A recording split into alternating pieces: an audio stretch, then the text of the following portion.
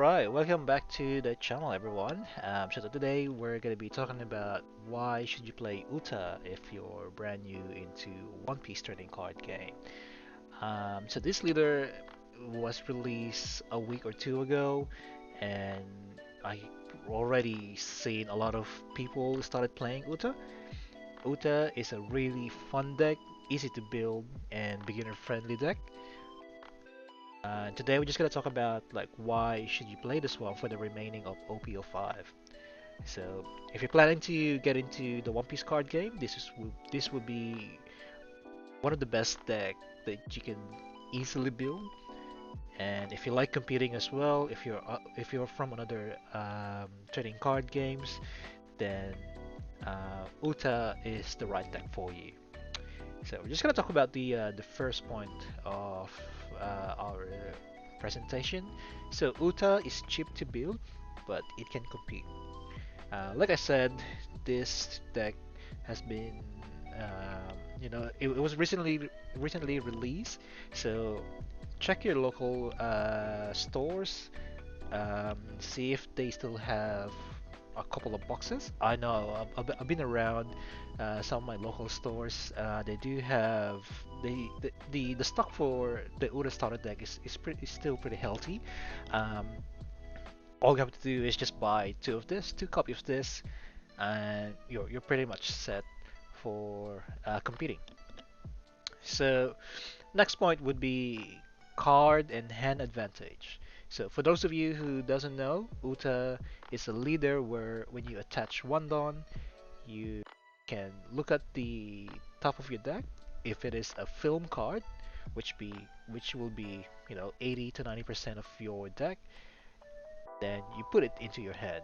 So it's a really good way to kind of build a hand size. In saying that, once you have a healthy hand size, you do have a lot of options um, to play on your next turn, and you can set up for your future turns as well. Right. So yeah, it's really good. If you're a beginner, most of the time, I remember when I was starting One Piece, I was protecting my life a lot. So having a healthy hand size is good because you always have the option to counter out if the opponent tries to take your life. So that's just one of the advantages of this deck compared to the other meta decks that is a little bit complicated, and you would need to have a lot of experience to kind of know what card to I guess counter out or play onto your next turn. Yeah, so next point would be you got a wider board. Wider board means that you just have more cards on the field if you're playing Uta. We're gonna talk about that one later on. Um, there are there are cards that will give you an option to put another card once you play them. So obviously that's gonna be the Brook, that's gonna be the Luffy. You can even do the combo of Luffy and Brook once you get into your fourth or fifth turn. But we'll talk about that one. Yeah. So having a wider board means that you have control of the board. So in One Piece, this is what you want. This is your goal for every deck. It doesn't matter what deck you play. You need to have a water board. So this is just like one of the win conditions for those of you who are still starting or planning to play this deck. Hard to remove board. Reason being is this deck has a lot of blockers as well. Those blockers are big bodies as well, so you do have a lot of options.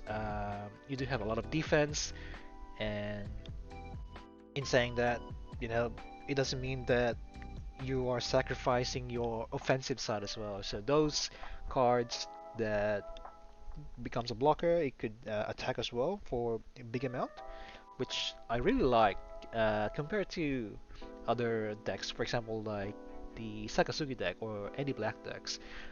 You do have the Sabo, you do have the Borsalino, but they're only like 4K, 6K body. Um, but most of them you would wanna use to block anyway. Whereas in Uta, you can use the blocker and restand your blocker once you attack with them. So that's one of the perks of building a green deck. And yeah, so lots of options every turn. So like I said, uh, on the second point, there's a lot of cards on your hand, so you're gonna have a lot of options to play. If you couldn't find the cards that you want this turn, there's a high chance that you would find it the next turn. So it happens to me a lot of times while I was playing this one on locals. I couldn't find the Luffy, and the next turn, I would just like either draw it or it would come up into like a search from a Nami or New Genesis search. Yeah, so we'll just go to the next part of this presentation. So the ideal opening hand, this is just my personal opinion. I would like to see the New Genesis. New Genesis, if you have it, you know, play it straight away. This is why you're playing Uta in the first place. So New Genesis, for those of you who doesn't know, it's a free search. Basically, it's a free search. Um, you pay one don, but then after you search, that don becomes active again. So, you know, it's a good it's a good searcher. It's I would argue that this is the best searcher in the game right now. So you get to look at three cards. You can pick, you know, if you don't have Brook on your hand, you can just pick Brook because Brook is one of the it's your engine basically. It's your engine for early to mid game. So that's what you wanted to see. Nami, on the other hand, is another great pick. Uh, for Uta, you would want to go second, typically second. So on your second turn, you can drop Nami and then you can use her ability. So for those of you who doesn't know, her ability gets so her ability is once you play her, you can pay one don. So if you're on your second turn, you do have four dons, and Nami is only a three cost character. So if you use her ability, so three costs to play Nami, and then one don to play her ability, so that's four. So that's basically your second turn. You can search again, and then you can just set it up for your sixth don turn, which is where you start swinging. Alright, and also Brook, um, if you're if you don't find the new Genesis or the Nami on your second turn, you can always put Brook. You can put a three cost character once you play Brook. Um, so that would be either a Usopp or an Usopp. So with the optionals card, so this card's in here. Um, Most likely you this is just like your um, if you have the worst luck, right? If you mulligan for either one of the three and you didn't see any of them, you can play this. Just the first two. Obviously, you can play Usopp, you can play Uta. It depends on the matchup. I personally wanted to bring out Usopp on my second turn, just because I do have another body to swing. So that's a threat for your opponent. That's why I really like Usopp having into my personal hand, or my opening hand. Sorry. Also, Monkey D. Luffy. With the with how fast you're cycling through your deck, searching up your Brooks, your Namis, your New Genesis, your Utas, there is there is enough time for you to set up for that turn once you drop the Luffy. So for those of you who doesn't know, Luffy, once you play him, you can bring out a 4 or less cost character from your hand. Ideally, you wanted to drop Brook as well, because once you drop Brook, you will activate his ability as well. So that's another 3 cost character from your hand. Typically, that would be an Usopp. Depends on the state of the game. If you are winning, I would say I would go for Usopp for more swing. Or if you want to go really defensive, then you can bring out the Uta. So, like I said in the beginning, having a wider board uh, typically wins you the game. A lot of decks are going to be struggling once you have enough bodies on the floor. So if you have 5 bodies on the field, then you got a high chance of winning this game. Alrighty, so brick combo. This is just a quick and simple combo that I like playing. So if I have Brook on my hand, usually on my third turn I would drop another Nami, or if I don't have the Nami yet, this is the time that I play Nami. So I'll wait until my third turn because I would have enough Dawn to play the Nami ability. So if I am going second, that would be on my sixth turn. So I'll drop the Brook. I'll bring down the Nami on the field, activate the ability so I can search. So that's 5 Dawn already. So I do have an extra Dawn as well. I'll attach that extra Dawn into my leader, and then I'll do have another search on the top of my deck. So keep in mind, that's a 4-card search on your third turn. That's very insane. If you don't have the cards that you need for your next few turns, surely you're gonna have that one once you do the Brook and Nami combo. But yeah, it's really insane how this deck works, because you got a lot of searcher. Your leader itself is a searcher, so that's why I really like this deck. It's really fun. It's really fast. You know, once you've taken control of the board, then this deck is just unstoppable. That's that's that's that's what I would say. That's why this is a beginner-friendly deck, because it's very simple, very straightforward, and yeah, it's very fun, very fun.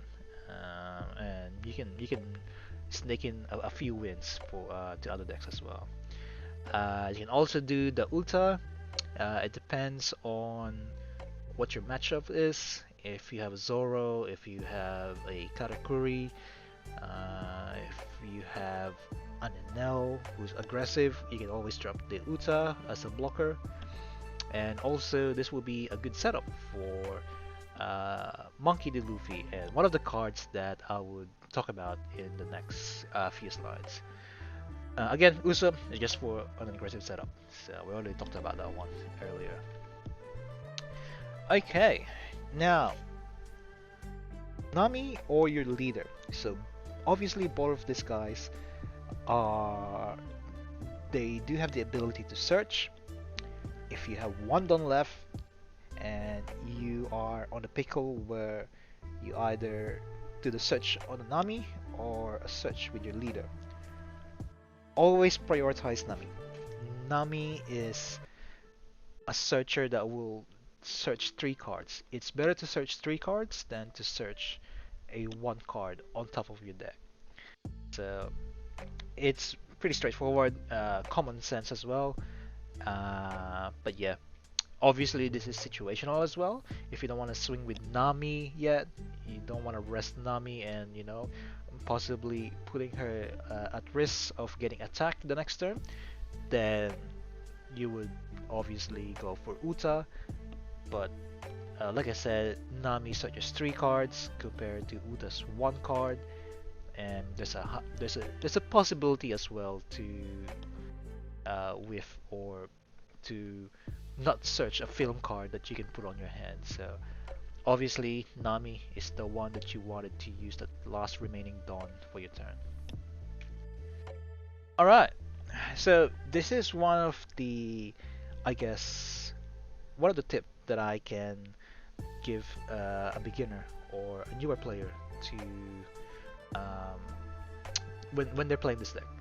Um, as you already know, you have a wide board. Every turn you put in 1 or 2 cards on the board, and it's very tempting to attack with whatever you have on the board. So, as an Uta deck, what you wanted to do is poke your poke your opponent early game. Just use your leader to attack. Don't attack until you have 3 to 4 cards on the field. Reason being is you want to play on the strength of your deck.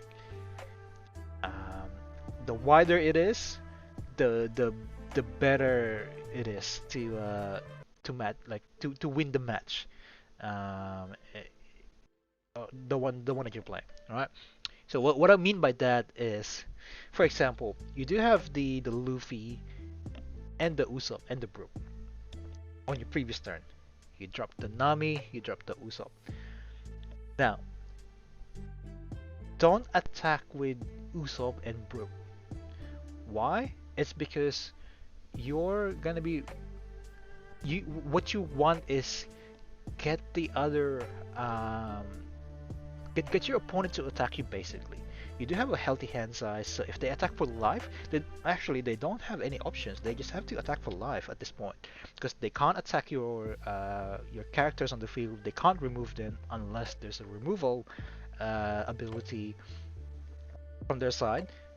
Then they don't have any options to do on their turn unless they're playing like big cards at this stage, you know. And a lot of players are very impatient.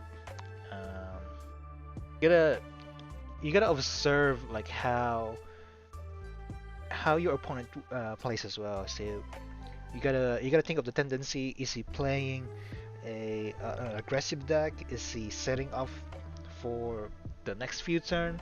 Is he trying to control the board? All of this you gotta take consider. And the biggest advantage that you have as an Uta player would be having a wide board. Having a wide board means that if they attack you with all the cards on their field, right? For example, all their cards are turned sideways like this. Then on your next turn, you can attack all of those um, characters on their field, all those characters that they turn sideways because they try to attack you. Keep in mind that you do have a healthy hand size, you can just counter out of it if you're running low in life. And you can clear the board. Alright, so if you manage to clear the board, you still have 5 cards on the field. They don't have anything. So what are they gonna do at this point?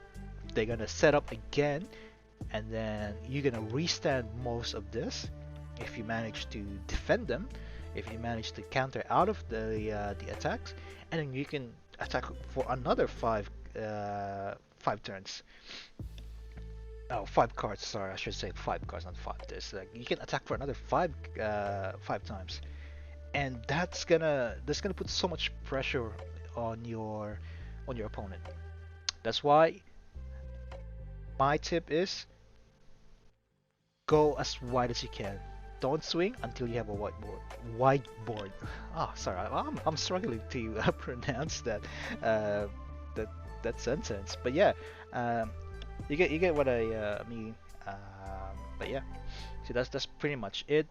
As you know, this is your bread and butter, and yeah, this will get you a lot of wins. This will get you out of sticky situations as well. All right, so with the boss cards, a lot of new players like playing big cards. You know, they don't they don't like playing small cards. They don't want to go wide. They just want to use their Dawn so they can have a big body. For some reason, a lot of players they have a peace of mind if they have a big body on the floor. But you know, with that being said, uh, these are the two MVPs as well of your deck. If you find this and you set up correctly for this, then your chance will just go through the roof. The chance of winning will just go through the roof. Let's talk about Kid. So Eustace Captain Kid, the price for this blew up because of how good it is, how perfectly fit this card is for this deck. So for those of you who doesn't know, if you put a Dawn underneath him, then just think of it as a taunt, right? Think of it as a taunt. All of the attack would be directed to Kid if he has a Dawn underneath him, and obviously if he's rested. Um, can activate his ability as well. He doesn't need to attack for the turn. As soon as you play him, you can activate his ability. That's why it is good to play him once you have 9 dons on your turn, right? So if you do activate his ability, you can bring out a 3 or less cost character from your hand. Obviously, that character would be Uta, the Uta blocker. Really, really good. Not to mention her effect as well. You can trust one event card to restand one of the cards. But at this stage, if you manage to drop Captain Kate, you don't really need to restand him, because what you want to do is you wanna rest him. You want the opponent to attack him, right? Because he's an 8k body. They need to attack him either 8,000 or more. So if I was the opponent and I see the Kid, I don't have any options. I can't attack your little buddies, right? I can't attack your leader. I have to go through Captain Kid first. If I'm the opponent, I need to attach 3 Dawns into my leader just to attack Captain Kid. Usually, it will not go well because, like I said, like how I emphasize again and again, you do have a healthy hand size. If someone attacks you for 8, easily counters out. You counter. The objective of this card, the role of this card is to stay on the field, stay on your board, and you make the opponent waste their turn, right? So they need to play around with it. They either have to remove it or they need to attack with a lot of dawns underneath their leader, their cards, whatever. So they're gonna struggle on their next turn. So that's why this card, the value of this card just gone up. And also, you can also attach a Dawn and swing for 9k, right? Swing for 9k. That would still activate the effect the next turn because you do have a Dawn underneath him. So you basically have an 8k blocker and a 9k attacker. That's why I mentioned earlier in the video that just because you do have a defensive deck doesn't mean that you sacrifice for attack as well. So Kid is one of the MVP. It won me a couple of games, but it's not as good as the next boss card in here, which is Don Quixote do Flamingo. This card is insane. Um, okay, as an Uta player, I'm gonna repeat again. You do have a whiteboard. If you do have a whiteboard, tendency is your opponent will be attacking those little cards on the field to try and get rid of them. Because if I was your opponent, my strategy would be to take out the advantage that you have, which is a wider board. So I'll attack most of your cards on the field, so I can be at least a little bit safer the next turn, so you don't have that much swing. In saying that, if you manage to counter a couple of cards, if you manage to defend some of the cards, that means that they're gonna do an extra swing, so they have to use their own characters to swing, right? And on play, this card here, um, he basically will just stun everyone that's, no, well, not everyone, but three of the cards that are um, turned sideways. So what I mean by that is they can't restand that one until their next turn. So if you're if they're going into their attack turn again, so basically their turn to attack, then those cards are still sideways because that's the effect of Dofi. Um, really good, especially with the Sakazuki matchup, because their leader, if you stun the leader, then that's another neg one that you're taking away from them. Um, if they want to play around with, you know, if you have a Captain Kid, for example, but we'll just use Captain Kid for example. If they try to get rid of Captain Kid, they have to attack multiple times. If you defended it, drop the Dofi, they don't know what to do. Um, their character is sideways. You attack with Captain Kid, it's their turn. Those characters that they use to attack Captain Kid um, are sideways. You still have an 8k attacker on the field, but this time you won't be able to use the effect for the Captain Kid. But it doesn't really matter. You stun most of their cards anyway, so they don't have a lot of options. They most likely just gonna have like a blocker that's like that are currently on stand. So they don't really want to do that because they want to defend the upcoming attacks from you. So if you do have a wide board again, you do have 5 times of the attack that you can do, and it's so much pressure.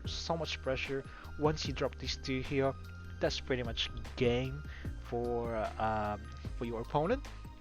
Um, but yeah, Dofi made me, I won like a lot of games because I managed to drop Dofi.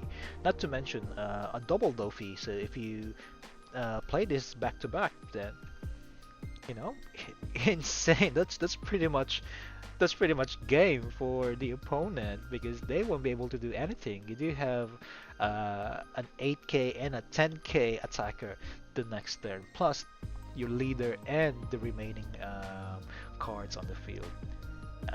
But yeah, that's why this deck is really powerful.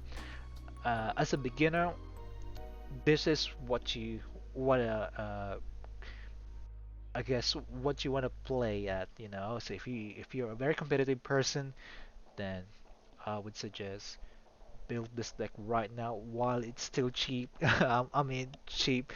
What I meant by cheap is not insanely overpriced like the Sakazuki deck. It is even harder to find decks or like cards for sale now, like especially the starter decks.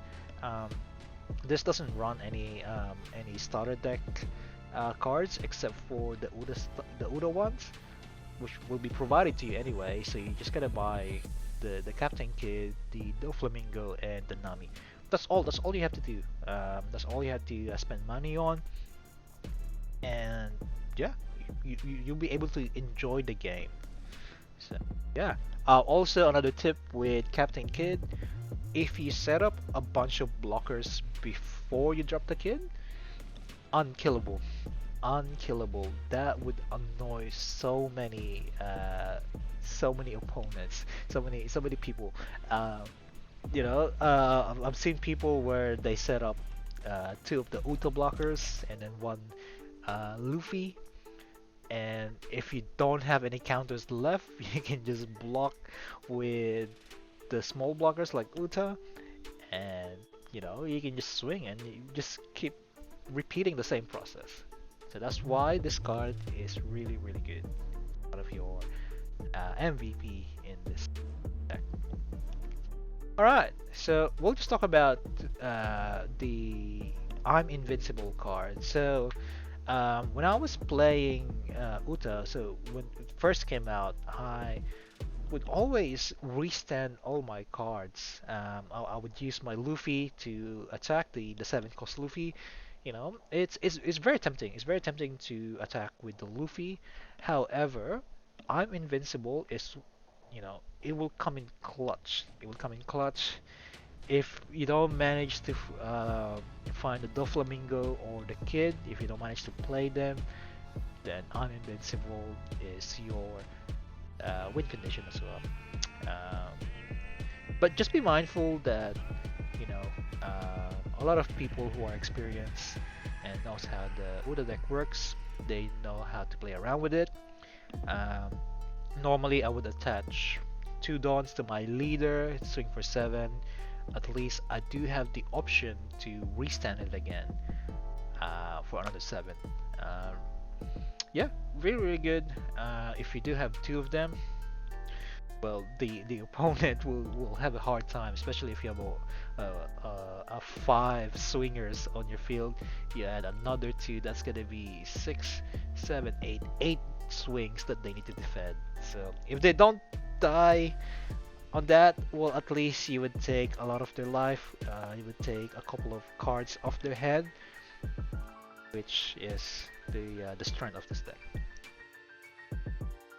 Alrighty, so event cards to consider. I already dropped the deck list for this one on my unboxing video. So if you guys want to check that one out, if you want to know what sort of deck list I'm running, it would be on that video. But these are the ones that I don't have personally in my deck. The first one would be Where the Wind Blows.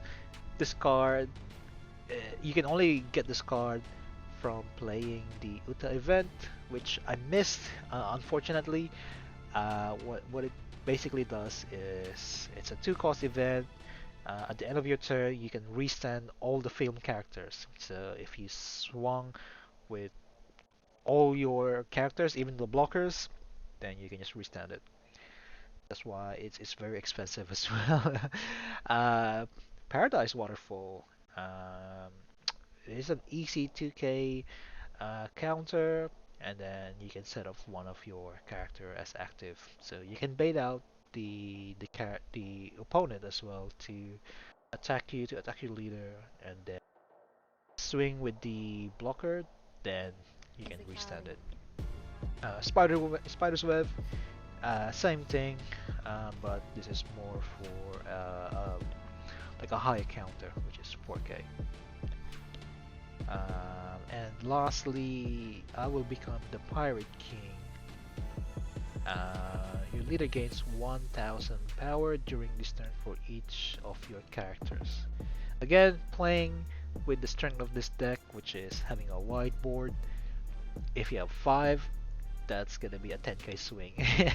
It's not gonna look pretty on the opponent's side, especially if you do have I'm Invincible, then you're gonna have multiple 10k swing. But yeah, I think that's the so that's the end of this video. Thank you so much if you managed to stay in this video for this long. I know I tried to explain every single bit, but you know it's hard. So once you know how to play Uta, once you know how this deck works, there's so many ways that you can talk about on the win conditions, how to defend cards that you want to play. So a 30-minute video is not enough. We're gonna be here for hours if you wanna really learn in depth of this card. But yeah, if you're a beginner, I 10 out of 10. Recommend this deck. Play this deck, please. Beat those one. Beat the current meta right now. I beat a Sakazuki deck with this one. Um, and my opponents, they were really good as well. They've been to nationals, they've been to regionals, and they're not just some casual players. And this deck is very competitive. That's why I would suggest to go play this card. Sorry, this deck for advantage while we're still in OP05. Once in OP06, it didn't get a lot of I guess it didn't get a lot of support, but in the future, if they manage to bring out more support for UTA, I can see the prices for this one will go up. So it is the best time to kind of get into it now. Build your deck, enjoy it while it's still competitive. I'm not saying that in OP06 this would be a bottom tier deck, but it's gonna be less effective if you play this one if you wait until next set, because there's gonna be a lot of new decks to play, new tools to play, new toys to play around. And I'm very excited for OP06. I think I do have a deck in mind of what I'm going to be playing for that set. But yeah, with that being said, I hope this video helped you a lot. If you have any questions, please feel free to comment down below. And like I said, deck list, gameplay, it will be on my previous videos. And yeah, I'll see you guys into the next video. Bye.